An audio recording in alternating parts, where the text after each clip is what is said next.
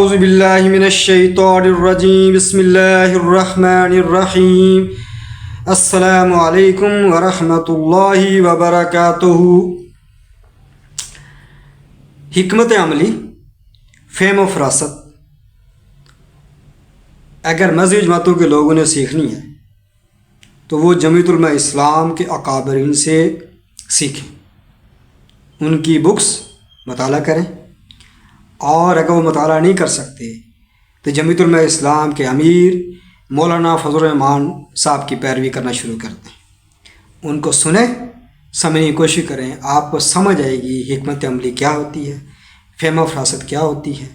وقت کا استعمال کیسے کیا جاتا ہے، اور دعوت میں حکمت کا عمل دخل بہت زیادہ ہوتا ہے۔ جب تک آپ حکمت سے کام نہیں لیں گے آپ کی دعوت کبھی مؤثر نہیں ہوگی۔ آپ کی دعوت میں ایک نعرے کا عنصر شامل ہوگا، جذباتی ماحول ہوگا، واہ واہ ہو جائے گی، لیکن رزلٹ کچھ نہیں نکلے گا۔ ناظرین، یہ بات میں نے اس لیے بیان کی کہ میں مولانا فضل الرحمان صاحب کو یہ دعوت دینا چاہتا ہوں کہ انہوں نے جس حکمت عملی سے ایک موضوع اٹھایا ہے وہ بالکل میڈیا میں دب چکا تھا۔ جماعت اسلامی اور تنظیم اسلامی کے لوگ فیڈرل شریعت کورٹ گئے تھے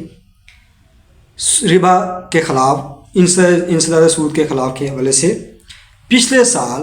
فیڈرل شریعت کورٹ نے فیصلہ دیا سود کی ممانعت کے حوالے سے، اور حکومت کو یہ الٹیمیٹم دیا کہ 5 سال کے اندر بلا سود بینکاری پر عمل درآمد کیا جائے اور ملکی معیشت کو اس سود سے پاک بنایا جائے۔ اس کے تحت پی ڈی ایم کی حکومت تھی، مولانا فضل الرحمان صاحب نے ایک کمیٹی بنوائی جس کے سربراہ شیخ الاسلام مفتی محمد تقی عثمانی تھے۔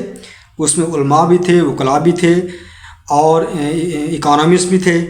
اور اس طریقے سے بینکرز بھی تھے، جن کے تحت ایک کمیٹی بنائی گئی تھی اور سفارشات حکومت کو پیش کی گئی تھیں، اور حکومت تیار ہو گئی تھی کہ ہم بالکل، اسحاق ڈار صاحب نے کہا کہ ہم بالکل بلا سود بینکاری کی طرف جائیں گے اور ہر ممکن کوشش کریں گے کہ سود کا خاتمہ کیا جا سکے۔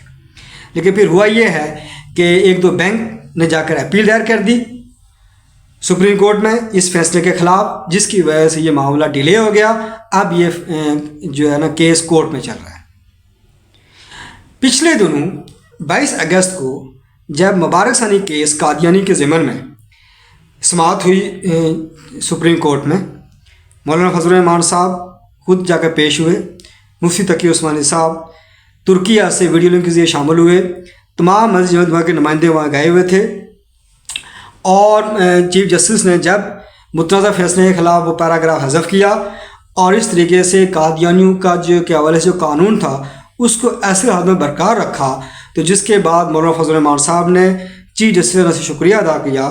بلکہ قوم کو مبارکباد دی، اور کھلے دل سے تمام مسلمانوں کو، تمام پاکستانیوں کو، تمام سیاسی مذہبی جماعتوں کو مبارکباد دی کہ سب نے مل کر ایک رول ادا کیا، اور اس طریقے سے جو 73 کے آئین کے تحت قادیانیوں کو ایک جو کلیئر قانون تھا اس کے اندر جو ضرب پڑنے والی تھی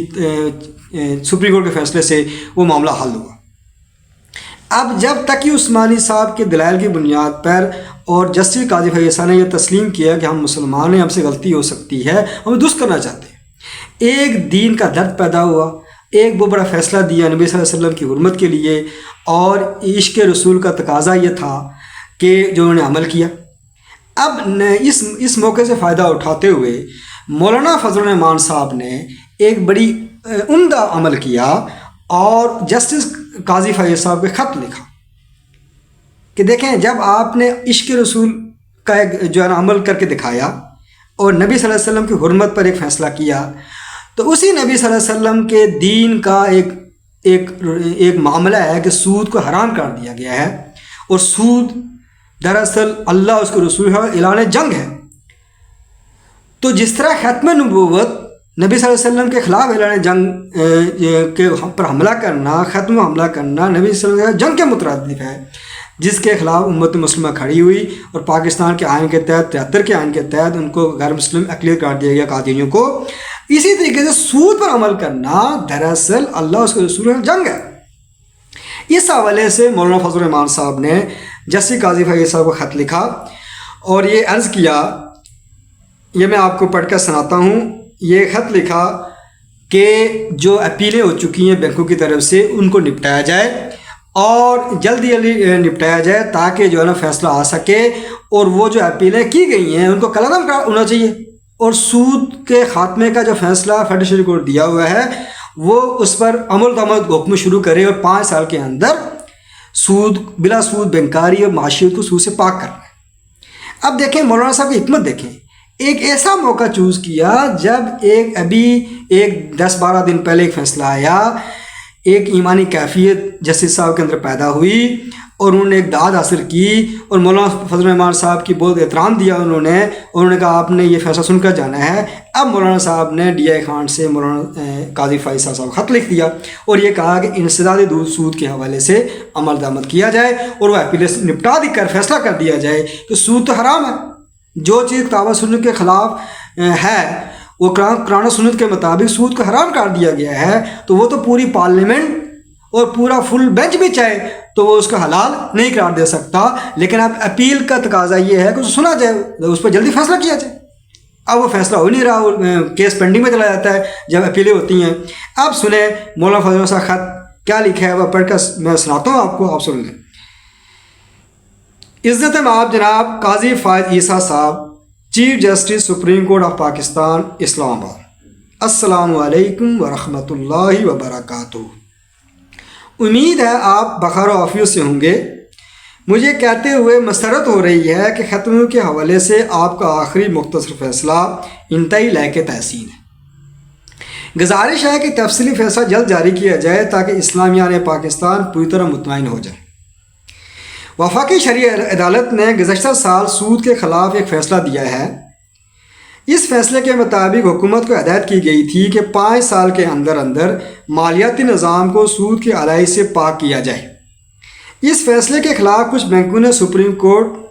میں اپیلیں دائر کی ہیں۔ اس قسم کی اپیلیں اللہ تعالیٰ اور خاتم النبی صلی اللہ علیہ وسلم کے احکامات کی کھلی بغاوت ہے۔ میری درخواست ہے کہ ان اپیلوں کو نپٹانے کے لیے متعلقہ عدالتی فورم کا جلد از جلد اجلاس بلا کر اسلامیان وطن کی تشفی کا اہتمام کیا جائے تاکہ حکومت سود سے پاک مالیاتی ڈھانچے کی تشکیل کے لیے اقدامات اٹھائے جانے کے لیے کام شروع کرے۔ اللہ تعالیٰ آپ کو جزائے خیر عطا فرمائے۔ فضل الرحمان مولانا امیر جمعیت علماء اسلام پاکستان۔ یہ حکمت اور فہم و فراست پر مبنی ایک خط موقع کی مناسبت سے۔ ناظرین اس ویڈیو کو سنیں اور شیئر کریں تاکہ لوگوں کو سمجھ آ سکے کہ پاکستان میں جو معاشی نظام سرمایہ دار نظام چل رہا ہے جس کی اصل جڑ اور روح سود ہے، جب تک سود ختم نہیں ہوگا پاکستان کے معاشی مسائل حل نہیں ہو سکتے۔ شکریہ۔